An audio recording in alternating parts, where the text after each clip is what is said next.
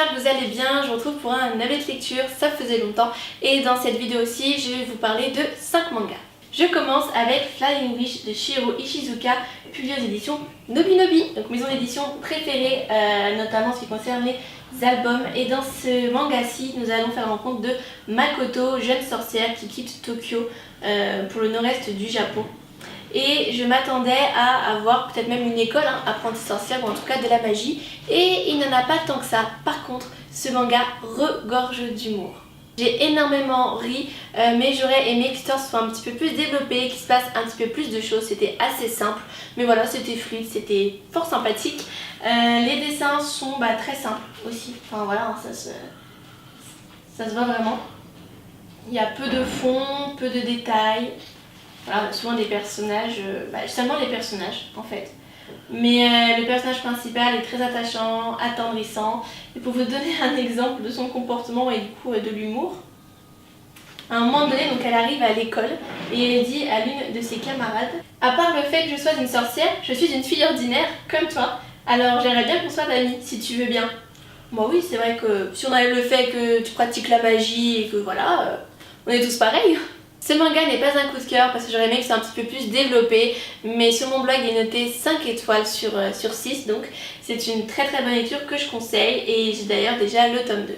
Autant Flying Witch a frôlé le coup de cœur, autant celui-ci en est un. Yotsuba de Kiyohiko Azuma, publié aux éditions Kurokawa. Il m'avait été conseillé à la Japan Expo, à la Paris Manga, je ne sais plus. On m'avait dit que c'était une bouffée d'air frais, que c'était hilarant. Et en effet, c'est hyper drôle et je n'attendais pas que ça le soit à ce point-là. 20 pages après l'avoir commencé, j'étais déjà mort de rire. Et pourtant, autant ça m'arrive de sourire, autant voilà, mais vraiment rigoler, ça m'arrive super rarement. Et c'était excellent, c'était dynamique, c'était frais, c'était énergique. Le personnage principal, donc Yotsuba, est hilarante, forcément. Naïve, pleine de candeur, innocente, très simple et hyper drôle, vraiment hyper drôle. Et ça m'a même fait oublier qu'à la base, les dessins sont pas forcément ceux que je préfère, mais ils sont hyper expressifs. Et du coup ça représente vachement ce récit, vachement cette héroïne qui est tout le temps trop. Donc non, vraiment une excellente découverte, un coup de cœur, ça fait un bien fou. Et je suis ravie d'avoir déjà les tomes 2 et 3 dans ma palle. La saga qui va suivre est une saga hyper connue. Il s'agit d'LDK d'Ayu Watanabe, publié aux éditions Pika, donc le tome 1. C'est un livre dont j'ai beaucoup entendu parler. C'est un shoujo, le petit cœur sur le dos, l'homme, la femme, le cœur dans le titre en fait, tout simplement. Et c'est une histoire que j'ai beaucoup aimée, c'est très frais, très touchant, drôle. On va faire la rencontre d'Aoi qui va finir par se retrouver sous le même toit que Shusei, le prince du lycée, jeune homme dont sa meilleure amie est amoureuse, sauf que l'adolescent va lui mettre un vent. Et suite à ça, Aoi va moyennement l'apprécier, sauf que bien évidemment elle va finir par développer des sentiments à son égard. Et c'est donc ces deux héros que l'on va suivre et l'évolution de leur relation. Et c'était super sympa, c'est mon premier shoujo pur et dur on va dire. J'ai déjà lu le tome 2, il y a à ce jour 20 tomes je crois, et j'ai vraiment hâte de lire la suite. Je continue avec les tomes 1 et avec les shoujo, puisque je vous parle maintenant du premier tome de Lovely Air d'Emma Toyama, toujours publié chez Pika Édition. Donc déjà la couverture je la trouve absolument splendide, j'aime beaucoup les couleurs et l'héroïne principale je la trouve super mignonne. Dans cette histoire, nous faisons la rencontre de Mashiro qui fait partie des personnes qui accueillent dans ses cheveux des dieux éreintés.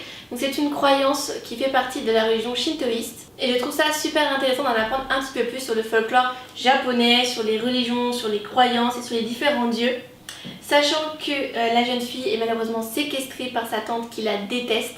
Mais un jour, un dieu va quand même s'échapper de sa chevelure, donc le dieu du feu, qui est absolument canon, vraiment magnifique. Et donc là s'en suivent plein d'aventures et vraiment c'est super sympa. J'ai déjà lu le tome 2 et j'ai trouvé les tomes 3, 4, 5, 6 je crois et j'aime beaucoup, vraiment je conseille. Je vais terminer cette vidéo avec le tome 1 du Maître des livres de Miharu Shinohara, publié aux éditions Komiku. Donc c'est un livre dont j'ai pas forcément beaucoup entendu parler mais il m'intéressait grandement. Un manga sur les livres. Voilà, ça m'a tout de suite interpellée et j'ai beaucoup aimé le concept, le fait d'avoir plusieurs histoires au sein d'une même grande histoire, puisque le personnage principal qui s'appelle Mikoshiba travaille dans une bibliothèque pour enfants qui s'appelle La Rose Trémière et il va conseiller les âmes perdues qui vont entrer dans sa bibliothèque à travers des livres qui vont leur ouvrir les yeux, les aider à se sentir mieux, à évoluer, à voir les choses différemment. Et les histoires qu'ils vont lire, on va les découvrir aussi. Et ça, c'est vraiment quelque chose qui m'a plu, j'ai beaucoup aimé le concept de ce livre. Par contre, j'ai lu ce manga en 2 fois et la première fois j'ai eu énormément de mal à avancer. Je ne sais pas si ça vient du fait qu'il y a quand même beaucoup de textes.